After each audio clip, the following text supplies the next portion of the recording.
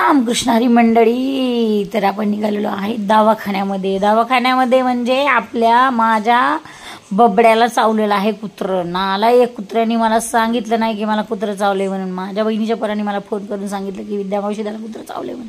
आणि थोडंसंच आहे पण काळजी घेणं महत्त्वाचं आहे म्हणून मग दवाखान्यात घेऊन गेले. आणि आज मंगळवार असल्यामुळं छोट्या मुलांचे डोस असल्यामुळं खूप म्हणजे प्रचंड गर्दी होती दवाखान्यामध्ये. दवाखाना कुठला आहे तुम्ही ओळखू शकाल का? मग केस पेपर वगैरे काढला. मला छान माझे फॉलोअर्स आणि सबस्क्रायबर भेटले, त्यांना मी हाय केला. नंतर केस पेपर काढल्याच्यानंतर डॉक्टरांना दाखवलं. नंतर इंजेक्शन घेतलं आणि इंजेक्शन टोटल 3 दिलेले आहेत. एक खाली खोब्यात दिलेलं आहे, 2 हातावर दिलेले आहेत.